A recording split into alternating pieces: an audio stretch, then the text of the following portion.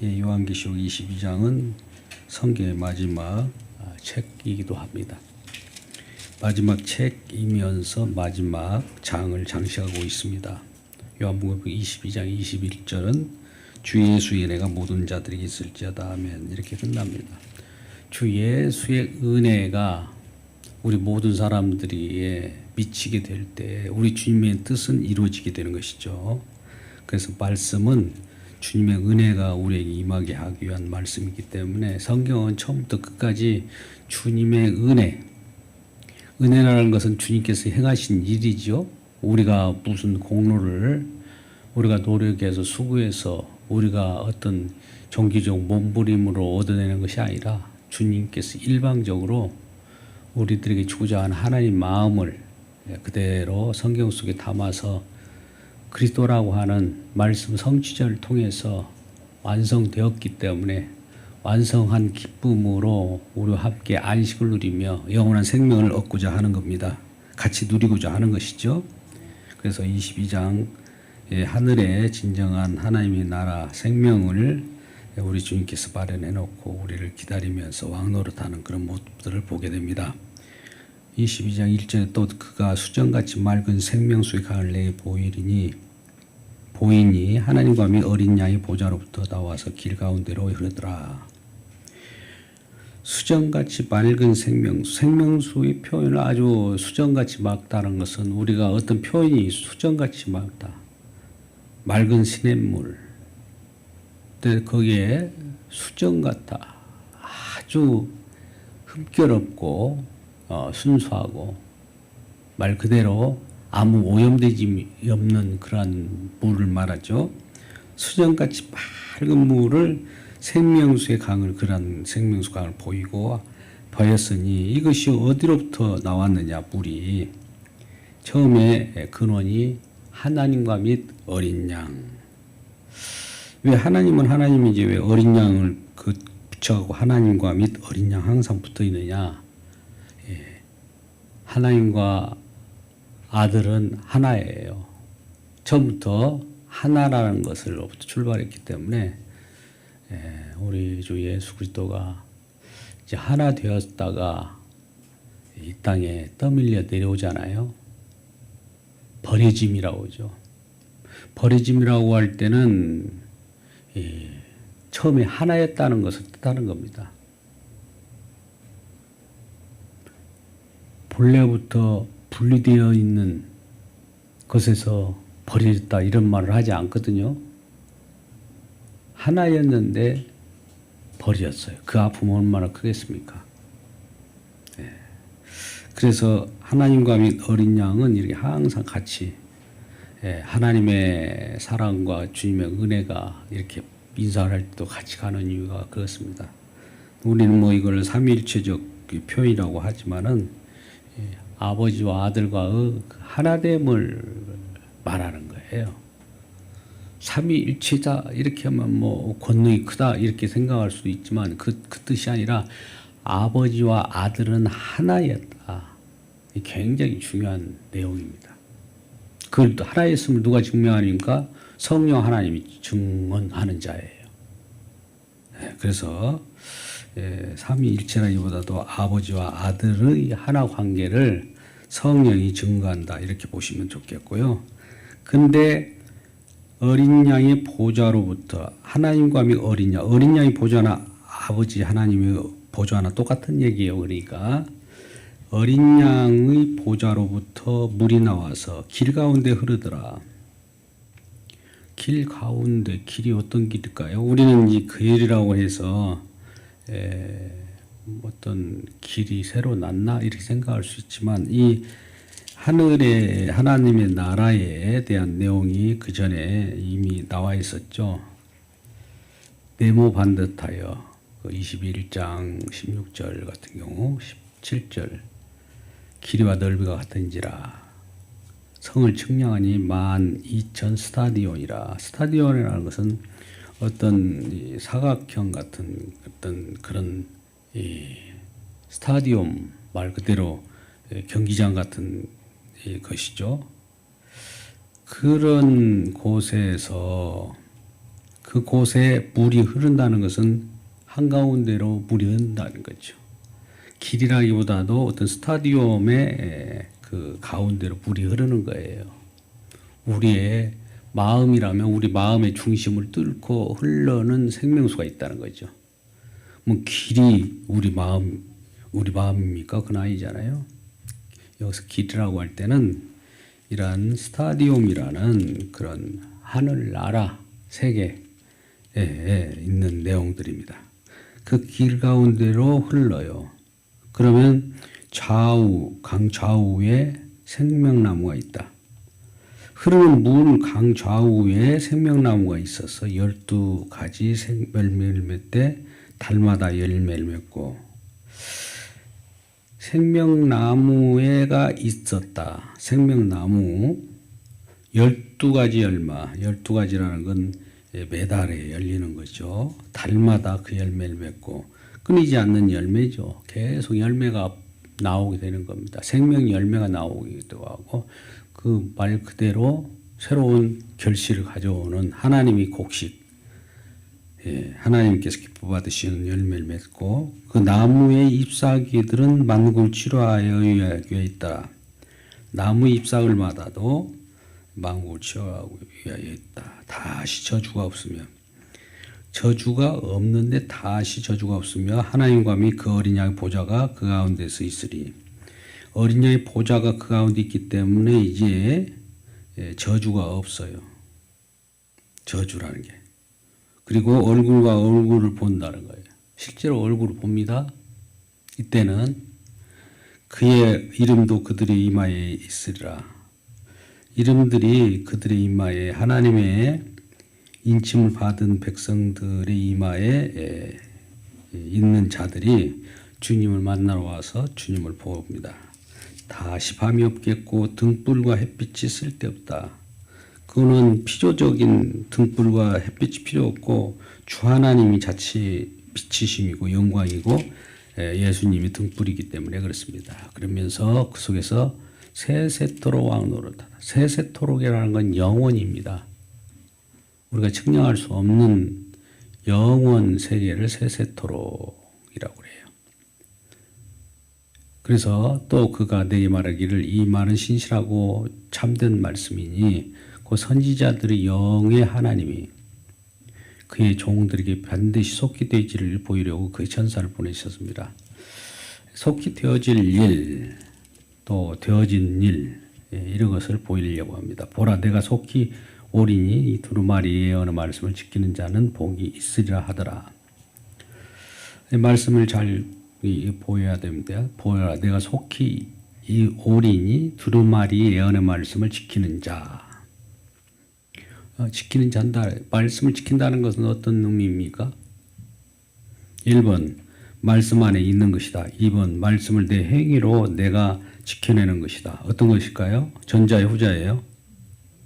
예? 예, 이걸 하나교회 다닌 사람들 중에는 다 아셔야 돼요. 1번. 예, 맞았어요. 하나님 말씀을 지키지 않는 자는 말씀을 벗어나서 밖으로 나가버린 거거든요. 말씀 안에 있을 때 하나님이 세상을 말씀으로 창조했잖아요. 예. 그 가운데 마지막에 사람도 말씀으로 창조했어요. 말씀 안에 창조했음을 알고 말씀으로 창조했음을 드러내줘야 되는데 하나님은 이렇게 말씀으로 이 세상을 창조했습니다를 증언할 자가 필요해요. 그래서 사람이 창조된 거예요. 아담. 그죠? 아담은 그거를 내가 하나님 말씀으로 창조됐음을 증언하라고 말씀 속에 있는 세상은 이런 하나님 보시기에 좋고 좀 부족함이 없다라는 걸 증언해야 되는데 사단의 노림수로 아니야. 부족함이 있어. 말씀 밖으로 빠져나와 버린 거예요. 말씀 밖으로 빠져나오니까 말씀 밖으로 빠져나간 사람 나갈 때는 마음대로 나가지만 마음대로 들어갈 수 있습니까? 이제 저주가 말씀 밖에서 저주를 갖게 되죠. 말씀 밖에 있는 걸 가지고 죽음이라고 합니다. 주님은 말씀으로 모든 것을 또 그나마 이루셔야 돼요. 말씀을 이루어가는데 이루심 속에서 하나님은 어떻게 말씀을 어떻게 이루셨습니까? 이것을 항상 보고 증언하는 자로 세웠는데 말씀 밖으로 나가버렸으니까 말씀이 어떻게 되는지를 모르잖아요. 말씀 밖에서 아무리 생각해봐야 그것이 어떻게 추측이나 가능하고 내 유리한 대로 이 말씀을 해석하고 그러겠죠. 그러잖아요. 예, 그냥 말씀 안에 있는 것이 하나님의 말씀 속에 있는 것이 우리에게 기쁨인 겁니다. 그래서 선악을 알게 나무 실과를 심어놓은 거예요. 다 허용하되 선악 말씀, 선악과를 따먹지 말라는 말씀이 중요해요. 선악과가 무슨 뭐 어떤 특이한 그게 효용이 있었다기보다도 말씀을 어기는 것이, 말씀을 빠져나간 것이 선악과 계명이었던 거죠. 그런데 이 말씀 안에, 말씀 속에 있는 자는 복이 있다. 그러면 말씀 속으로 언제 들어갈까요? 이거는 장차 올 여인의 후손이 옵니다. 여인의 후손이 누굴까요? 예수 그리스도예요. 예수 그리스도께서 어떻게 말씀 속으로 저와 여러분을 집어넣습니까? 죽음으로. 죽음이 뭡니까? 십자가.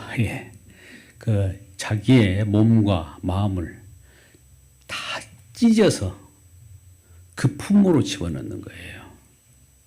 말씀도 들어가는 하나님의 비밀이 우리에게 알려졌는데 그 예수의 몸을 찢고 피를 흘려서 그 속에다 집어넣는 거예요. 그런 방법밖에 없는 거죠. 왜 그렇게 그런 방법을 합니까? 하나님의 작전이에요, 여기에. 찢는 데 있어서 그냥 찢어집니까? 다 이루어야 찢어져요. 뭐 그걸 이루어야, 그게 뭐냐? 하나님의 말씀을 우리가 어기고 나왔기 때문에 이제 예수님께서 그 저주를 다 받아내고 말씀을 이루어야 됩니다. 말씀을 이루어야 돼요. 그러면 우리는 이제 아마 많이 들어봐서 알겠지만 구속사를 얘기합니다. 구속사. 구속의 역사를 이룬다, 이런 표현을 해요. 구속의 역사, 구속사. 역사를 이루는 거죠. 역사를. 그거는. 근데 역사를 이루는 거하고 하나님 뜻을 이루는 거와는 차원이 달라요. 역사를 이루는 것은 이 땅에서 인간들의 뭐 하는 일들이 뭐가 안 될 때 하나님이 이루어져서 이루는 것이지만 하나님 뜻은 처음부터 약속이었어요. 처음부터. 이 세상 창조원부터 약속한 내용대로 하나님의 뜻을 이루어버리는 겁니다. 하나님 뜻을 이루는 거하고 역사를 이루는 거하고는 차원이 달라요. 하나님 뜻이 더 중요합니다. 그러면 이 하나님 뜻을 이루는 시기가 있겠죠. 때는 있어요. 하나님 뜻을 이루는 때. 그러나 역사를 이루는 분은 아니에요. 우리 인간들이 잘못해가지고 너무나 구속사에 매여버렸는데 좀 여기는 어려운 부분이라 제가 이 정도로 마치도록 하고요. 일단은 이 세상의 역사를 이루는 것이 아니라 하나님 뜻을 이루는 때가 있다. 역사를 이루는 때가 아니라 하나님의 뜻을 이루는 때예요. 그걸 분명히 해야 됩니다. 그걸 우리는 일명 카이로스라고 하는 표현을 합니다. 하나님의 때, 하나님의 작정한 때, 하나님이 의지적으로 뭔가 이루려고 하는 때, 하나님 뜻을 이루는 때가 있는 거예요. 그걸 보니까 하나님이 때가 되면 그걸 이루어내는 거죠. 어떤 방법으로요? 예수 그리스도를 통해서, 십자가를 통해서 그 몸을 찢고 휘장이 위에서부터 아래로 찢듯이 그 절규와 그 부르짖음 속에서 찢고 아픔을 견디면서 그 일을 수행했던 것이죠. 그래서 예언의 말씀을 지키는 자는 복이 있다는 것, 예언의 말씀이 말씀 속으로 들어간 자는 복이 있다라고 이제 이렇게 보여야 됩니다. 그리고 예수 믿는 사람은 이미 십자가 안으로 들어간 거나 똑같잖아요. 말씀 안으로 들어간 거예요. 십자가는 말씀을 이룬다기보다 말씀이 이루어진 이제 내용이에요. 십자가를 다 이루었으니까 우리 말씀을 이룬 속에 들어간 거예요. 말씀을 이루기 위해서 속에 들어간 것이 아니라. 그죠? 네. 말씀을 못 이뤘으면 복음이 아니에요. 우리가 막 이제 짐을 지고 말씀을 지켜야 되고 말씀을 행해야 되고 이것저것 행위를 통해서 다 해야 됩니다. 그런데 그 모든 하나님의 말씀의 내용들이 신약과 구약이 전체적으로 말씀의 내용이 있어요. 권면의 말씀이든지 명령의 말씀이든지 그런 말씀들이 다 이루어진 그 영역 속에 우리가 딱 들어가 있는 거예요. 그런 자들은 복이 있는 거죠. 왜? 그 밖에 있었으면 내가 다 이루어야 되고 내가 짐이 되는데 다 이룬 속에 들어간 거예요. 그게 천국이죠. 이것들을 보고 들은 자는 나 요한이 내게 듣고 볼 때 이 일을 내게 보이던 천사의 발 앞에 경배하러 엎드렸더니 이 요한이 이 말을 하는 그 천사의 발 앞에 엎드렸어요. 근데 천사가 나한테 경배하지 말라는 거예요. 나도 당신과 같이 네 형제 너와 형제의 선지자들과 또 이 두루마리를 말을 지키는 자들과 함께 된 종이라 그리하지 말고 하나님만을 경배하라는 거예요. 이 세상에 우리가 조금 신기한 일이 있으면은 거기에 몰입돼 가지고 주님을 바라보지 않고 신기한 것에 우리 관점이 놓일 가능성이 있어요. 우리에게 좋은 일이 일어났다 하면 좋은 일에 우리가 매료돼 갖고 어떤 일도 모르고 주님을 못 봐요. 뭐 슬픈 일도 마찬가지로 같은 얘기입니다만 슬픔에 너무 젖어들고 자기 연민, 그것도 슬픔도 자기 연민이 있어요. 주님을 향한 슬픔이라면 이해가 가는데 내 자신을 너무나 사랑하기 때문에 연민의 정이 있어요. 그건 좋은 것이 아니에요. 그러니까 거기에 몰입되면 주님을 못 봐요. 그러니까 연민이 있다면 연민을 제거해 줘야, 연민이 우상으로 작용하니까 연민을 제거해 줘야 주님을 바라봅니다. 마찬가지로 우리의 기쁨이 너무나 좋아. 뭐 기쁨이 천국인 줄 알고 있는데 그럼 주님을 못 보잖아요. 기쁨이 주님을 막는 길이잖아요. 그럼 그 기쁨이 뭘까요? 우상인 거예요. 또 우리의 주변에 많은 걸 한번 생각해 보자고요. 우리가 어떤 거뒀던 노력으로 만들어낸 어떤 것들이 우리에게 주어졌으면, 이야, 거기에 대해서 나의 노력, 나의 손길, 이런 것들을 만지작거리고 날마다 그걸, 그러면 그게 우상이 되는 거예요. 자녀들도 마찬가지예요. 자녀를 교육할 때 주의해야 될 것이 그거예요. 자녀를 사랑한다면 주님을 소개해야지 자녀가 우상이 돼가지고 자녀가 우상으로 여겨지면은 하나님께서 좀 그런 걸 조치하죠. 우상을 제거하려고 하죠. 우리 속에 있는 것 더 주님보다 더 사랑하는 것이 뭐가 있는가 이렇게 보세요. 여러분들 혹시나 하나교회는 복음의 말씀이 너무나 소중하게 잘 전해. 그럼 그것이 우상입니다. 같은 말 같아도 달라요. 우리 주님이 주인공인데 우리는 이 교회가 참 대단해. 이 대단해라고 하는 그 자체가 우상이라고요. 어떤 교회들도 마찬가지입니다. 작은 교회도 우리 날마다 우리는 새벽 기도가 있어서 너무나 사람들이 참 같이 일심동체로 그 어려운 가운데서도 새벽 기도 특세하는 교회야. 그게 우상이에요.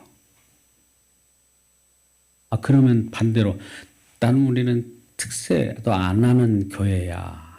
우리 자유로워. 뭐 그것도 우상이에요. 이래도 저래도 그러면 이런 것들을 걷어내야 주님이 보인다니까요. 내가 주님을 직접 이렇게 직면하고 보고 주님을 경험해야 나의 생명이 되는데 중간에 뭔가 걸림돌이 있어요.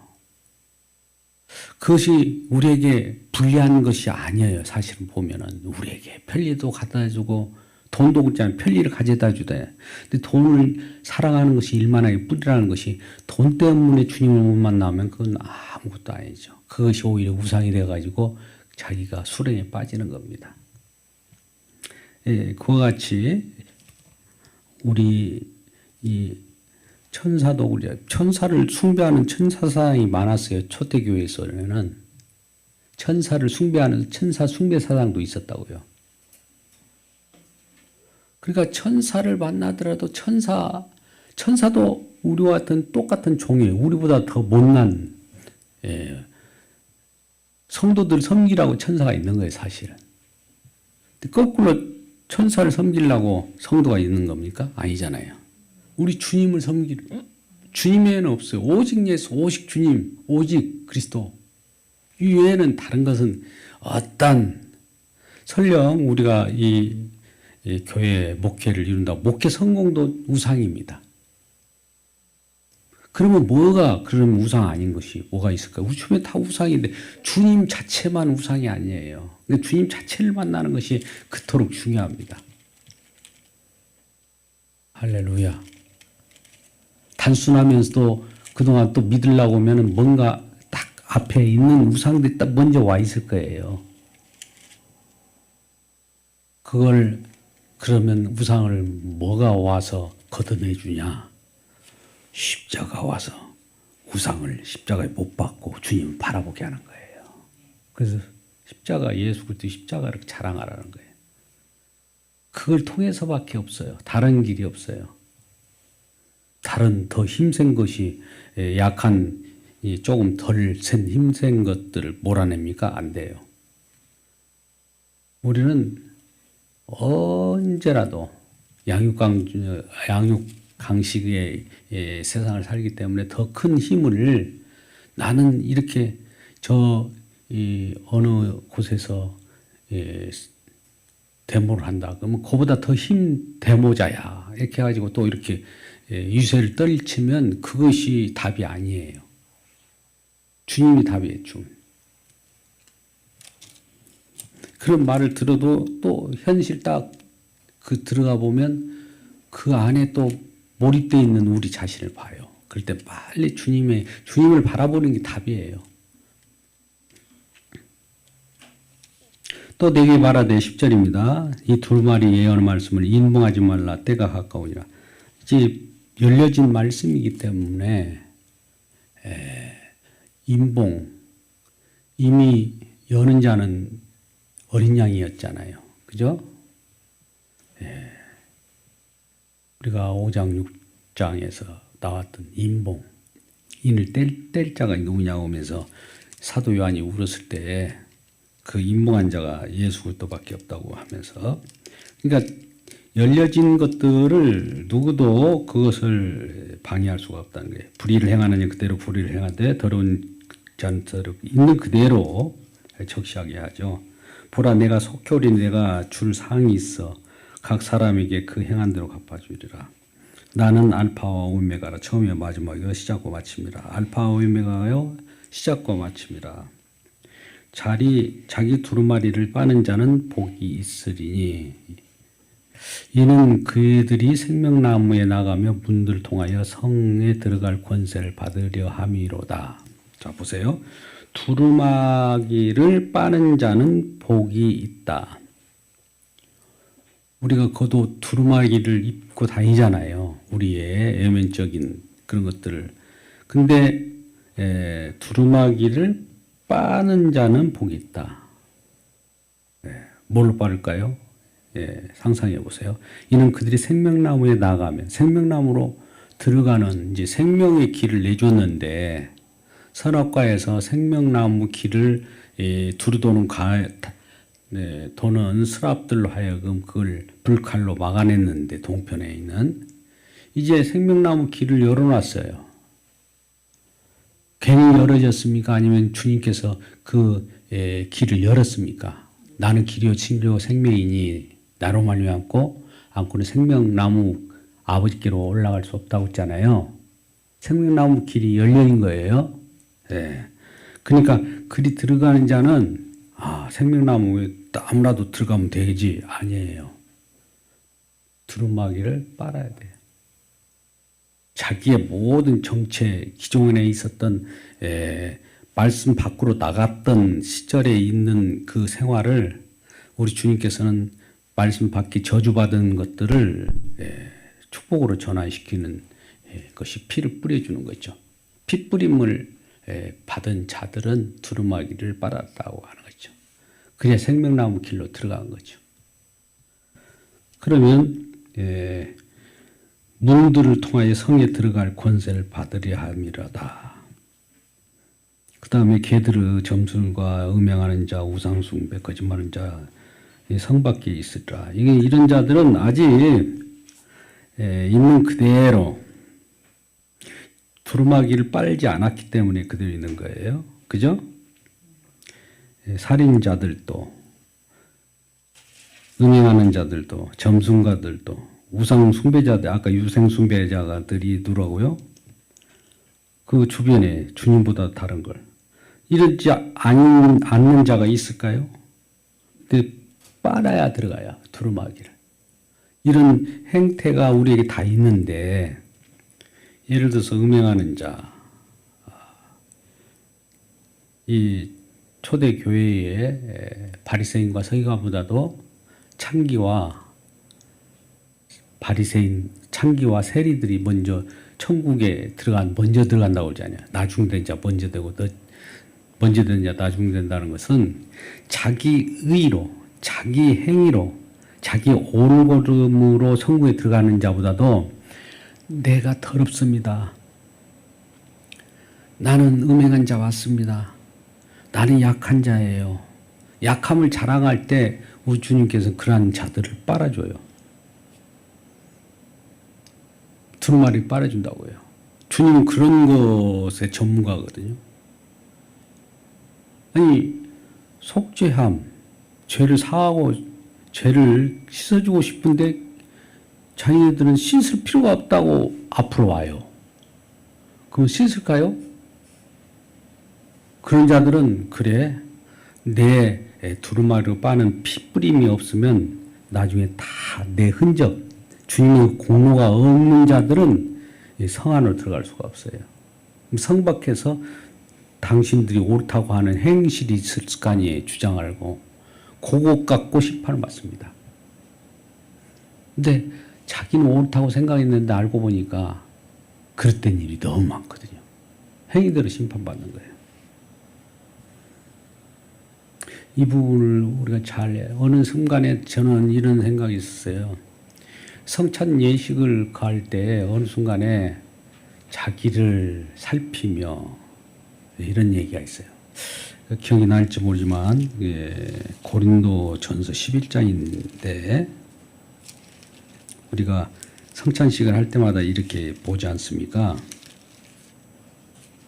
11장 내가 너에게 전한 것은 주께 받은 것이니 주께서 잡히시던 밤에 떡을 가지사 축사했다. 그리고 이 떡을 먹으며 이 잔을 마실 때마다 주의 죽으심을 그 오실 때까지 전하는 것이다.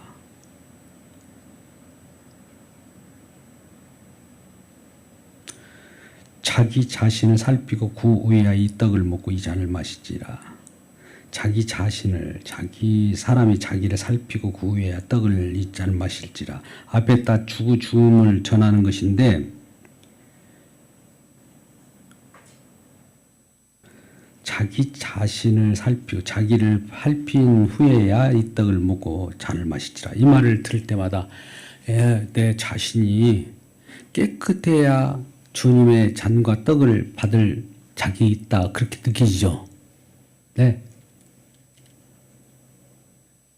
그런 자들이 먹어야 됩니까? 아니면 나는 정말 무지몽매하고 죄인이고 아무것도 없어요. 난 주님 앞에 죄 짓는 것밖에 없어요 하면서 이 잔과 떡을 맞는 자가 합당할까요? 어떤 자가 맞아요? 네. 이 내용 가지고 지금 오래됐습니다만은 많은 사람이 전자가 나를 살피고 나는 옳기 때문에 행실을 주님 앞에 나갈 때 깨끗해 하고 뭘 받으려고 하는 마음은 좋지만은 그렇다고 해서 깨끗해졌습니까? 그 사람이? 떡과 잔을 받지 않으면 깨끗함이 없는데요. 자기 자신을 살핀 후에라는 것은 내 자신이 얼마나 무력하고 흠결 많은 자임을 알 때, 살펴보면 그러지 않는 사람이 어디 있어요? 나는 의로워하면서 나는 잔을 맞을 수 있고 떡을 먹을 수 있어. 그런 사람에는 합당하지 않고 오히려 나는 주님의 잔을 마실 수 없으나 정말 이런 죽어도 쌀고 이 앞에 나와서 이게 대할 수 없는데도 불구하고 이렇게 허용하니 얼마나 감사하겠습니다. 그러면서 받은 자는 그 잔과 떡이 큰 위험이 되죠. 그런 자가 자기 살핀 후에야라는 말을 그렇게 해석해요. 어느 순간에 저를 강타해가지고 이 말씀이 너무 이 말씀인가 다시 찾아보고 저렇게 찾아보고 어느 순간 보니까 그렇게 해석하는 것이 맞다라고 하는 것이 정평입니다. 그래서 똑같아요. 이 성경은 그렇게 해석해야 되는데 우리는 우리의 행실을 가지고 성경을 보려고 하니 이게 안 되는 거예요. 나의 약함을 자랑해야 되는데 나의 정직함을 자랑하려고 성경을 보는 사람이 있어요. 나의 정직함, 나도 율법을 지킴이라도 뭔가 다른 사람에 비해서 더 많이 좋은 것을 할지라도 이것이 아니오라고 하는 것이 부정되기가 쉽지 않잖아요. 사도 바울은 부정해버렸어요. 예수 외에는 다른 걸 다 배설물로 여겨버린 거예요. 처음에는 예수 알아가는 거, 성경 알아가는 거, 율법 알아가는 거, 뭐 이런 것들이 자기의 큰 자부심으로 알았는데 이것이 주님을 만나는 걸림돌이구나 이걸 아는 거예요. 저 주님 앞에 나와서 걸림돌은 뭐냐? 내 자존심. 내가 뭔가 왕국을 꾸면서 다른 사람에 비해서 비교하려고 한다든지 이런 것들. 그래서 사도 바울은 내 약함을 자랑하여 약한 데서 주님의 강함이 나타나거든요. 좀 우리가 이런 것들을 들을 때마다 지금 오늘날 이런 말씀을 누가 눈에 들어오나 그건 아닌 것 같은데 이렇게 느낀다면은 한번 잘 고려해가지고 내가 주님 앞에 나올 때마다 주님께서 들려주는 말씀 이것저것 보면 흠결투성이에요. 말씀은 거울이라고 있잖아요. 거울 보니까 점점 거울을 또 많이 들여다보라고 하는데 많이 들여다보면 나의 부끄러움이 점점 드러나는데 누가 더 보려고 하겠어요. 그런데도 내가 이렇게 더러운 것이지만 주님이 이런 것들까지도 다 용서하고 두루마기를 빨아줬다는 사실을 기억한다면 주님께 얼마나 모든 공로를 돌아가겠어요. 나 같은 놈도 이렇게 주님께서 기억해 주시고 용서해 주셨는데 이런 내용입니다. 나 예수는 교회를 위하여 내가 사전을 보내어 이들을 너희에게 증언하게 하여 나는 다윗의 뿌리요 자손이니 뿌리이자 자손이에요. 뿌리라는 건 뭡니까? 다윗의 뿌리. 뿌리는 먼저죠. 자손은 후손이고, 그죠? 뿌리는 조상이고, 자손은 후손이고, 뭐예요, 이게? 나는 조상도 되고, 자손도 되고, 그잖아요? 바리새인들과 그 언쟁 속에서, 아브람 전에 내가 있었다고 한다잖아. 그러잖아요. 50도 안 됐는데, 네가 어디 와서 그런 소리를 해. 그래. 전에 있었다고 그래버리고. 어떨 때는 다윗의 후손으로 오시는 성결의 영으로 오신다고. 그러니까 이 사람들은 시간 가지고 이것이 먼저나. 우리 주님은 시간에 매여 있는 분입니까? 아무 관계 없어요. 주님은 처음도 알파와 오메가라고 하잖아요. 처음도 나중도 우리 주님이잖아요. 앞으로 와 있을 수도 있고 뒤로 와 있을 수도 있고 중간에 있을 수도 있고 그리고 영혼에 있을 수도 있고 만유 안에 있을 수도 있고 만유 밖에 있을 수도 있고 이 주님은 그러한 분인데 내가 주님을 내가 속박해 갖고 넌 내 뒤에 있어야 돼. 아직 50도 안 됐잖아. 주님을 그렇게 보면은 그렇게밖에 안 보이죠. 근데 그분이 아브라함 전에 있었다고 하고 창조 전에 계신 분이라고 하고 놀래버리잖아요.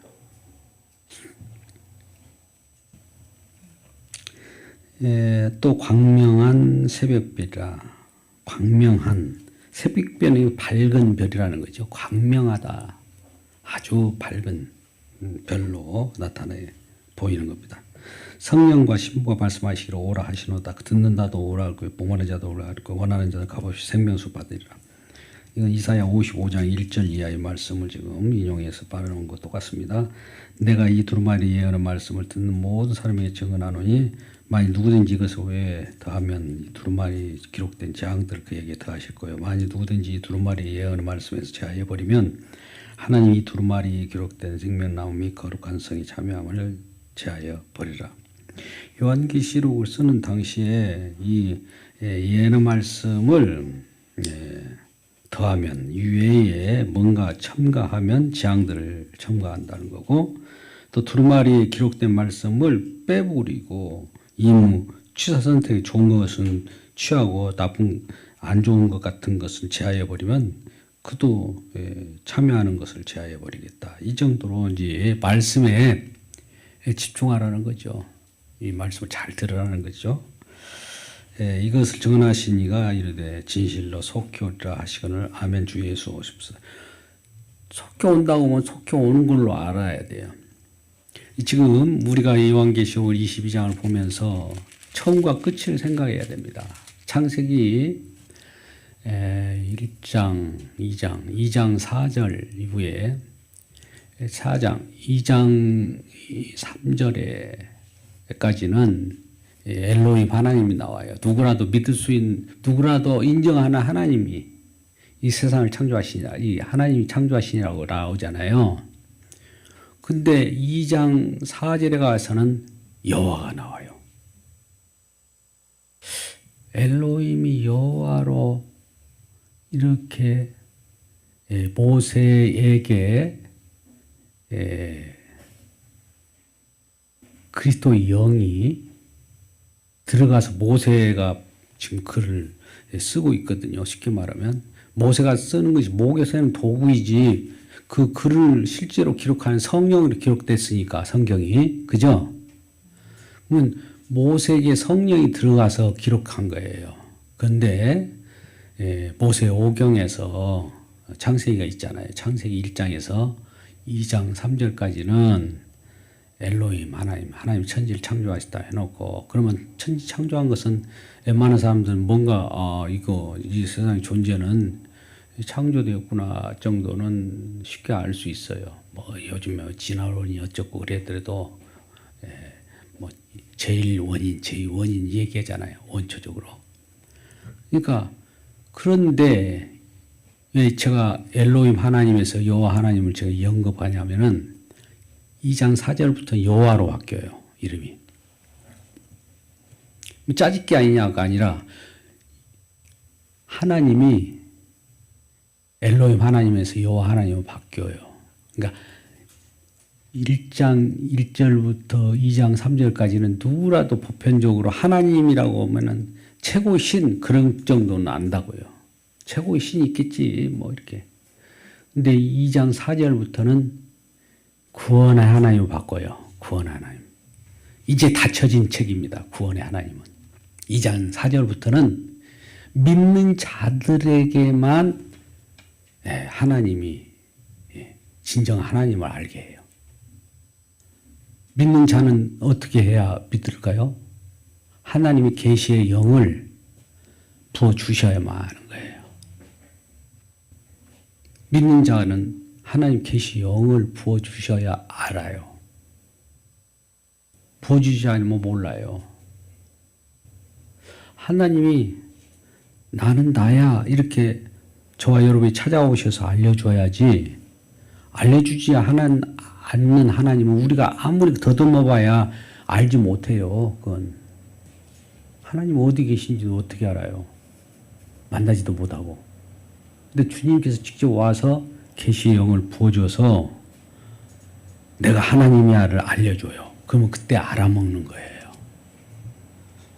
그 계시의 영을 받은 그 시점이 이제 구원의 하나님이 여호와 하나님으로 나타나서, 이 여호와 하나님이 왜 나타나느냐? 인간이 죄를 범하게 돼서 죄와 함께 구원의 하나님이 나타나요. 죄 2장 4절 창세기 이후에는 죄와 구원 이것이 함께 갑니다. 2장 3절까지는 죄, 구원 이런 것이 없어요. 그냥 하나님이 좋은 거예요. 근데 2장 4절부터는 죄가 나오고 구원이 나온다. 언약의 하나님이라고 그러죠. 그러니까 여호와를 말한다고 하면 죄가 언급될 때 이 쓰는 용어예요. 그러면 죄 때문에 이런 인간의 저주가 왔고, 죄 때문에 계속 신음신음하고 질병이 오고 전쟁이 일어나고 사단과 싸움이 계속, 여인의 후손과 싸움이 계속되다가 요한계시록 22장 오늘 본문의 말씀을 보면 이제 죄는 또 사라져요. 죄가 사라진다고요. 그럼 여기는 죄 없는 또 세상이 와요.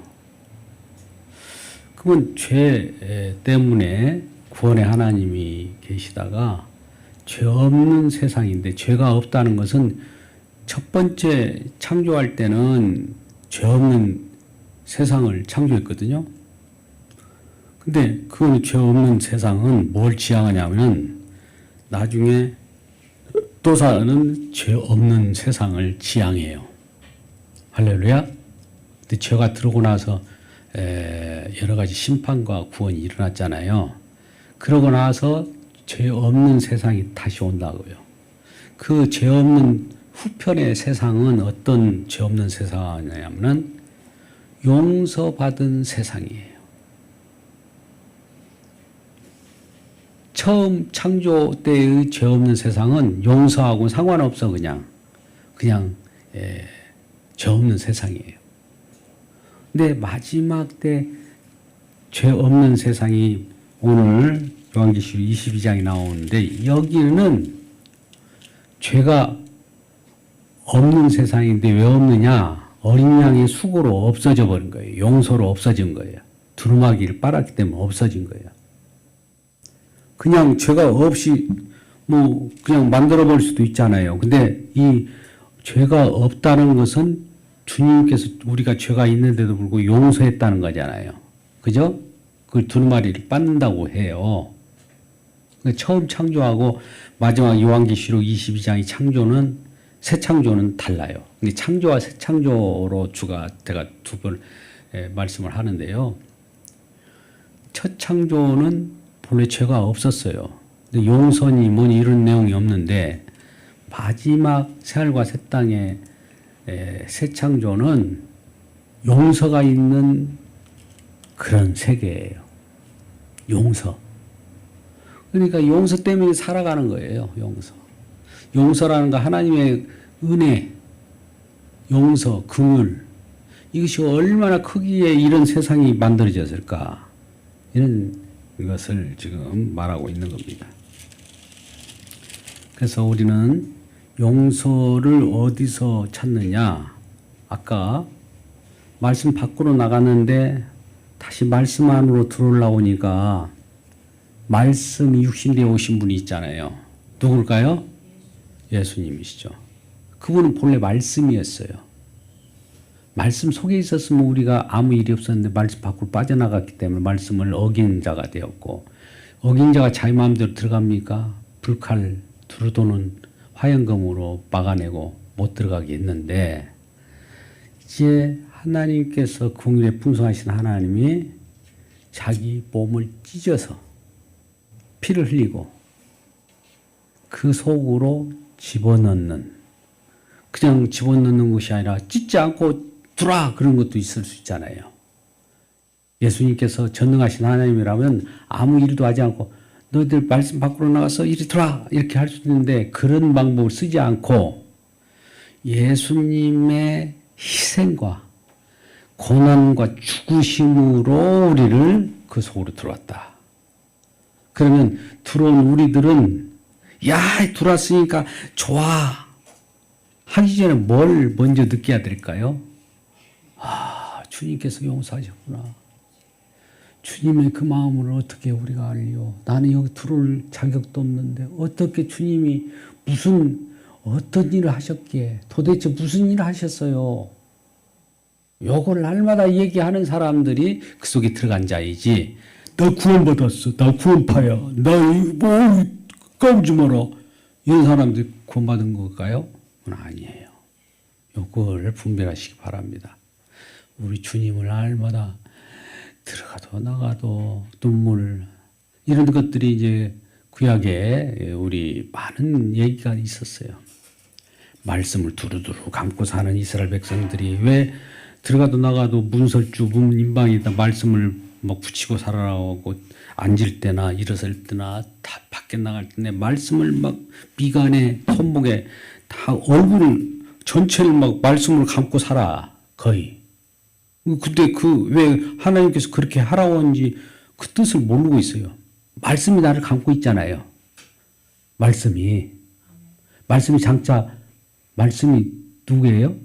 예수님이 감고 있는 거예요. 그게 사는 것이라는 걸 알아야 되는데 그걸 모르고 그냥 두르고 나 막 내 잘난 척하고 다녔어요. 그 속에서 주님의 공로를 바라보고 주님께서 말씀이 또 그나마 그대로 있는 것이 아니라 말씀은 이루어져요.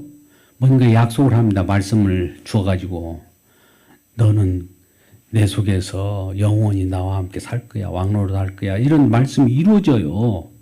말씀 가만히 있는 것이 아니라 이루어집니다.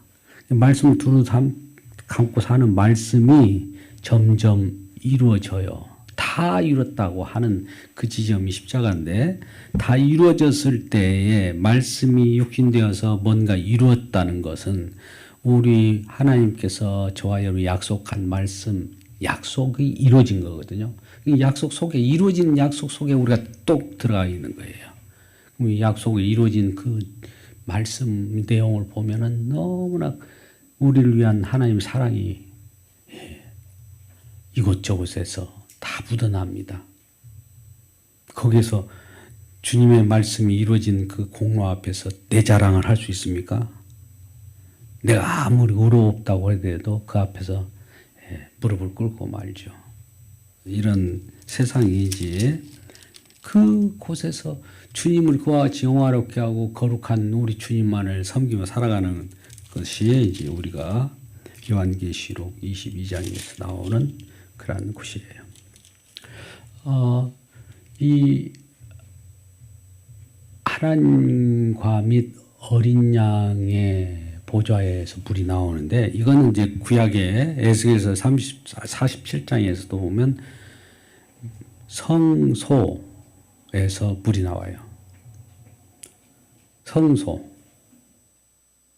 성소의 문이 동쪽을 향했는데 동쪽에서 불이 나와서 남쪽 제단으로 흘러다가 강이 되고 그 하나님의 은혜의 강물이 넘쳐 흐릅니다. 우리에게는 처음에는 발목에, 그 다음에 무릎에, 허리에, 그 다음 창이라게 우리를 덮어버려요. 우리가 해말물이라고 그래요. 그 속에 쑥 들어갈 때, 말씀 속에 들어갈 때, 말씀의 생명의 강물 속에 들어갈 때 나는 없는 거죠.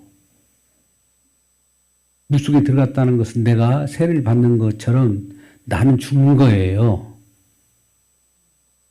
우리가 무릎만 물이 차면은 무릎까지는 뭐 저벅저벅 걸어다니면서도 울지만 입은 위에는 살아있잖아요.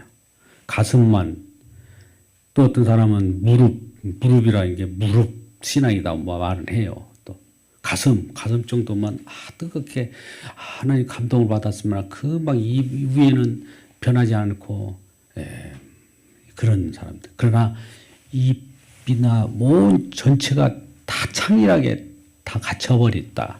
물속에 쑥 담겨져 있는 것은 죽은 거나 마찬가지잖아요. 은혜를 강물에 맛본 사람들은 말이 없는 거예요. 사실은. 말만 하다가 말이 적어져요. 주님이 너무나 대단하구나.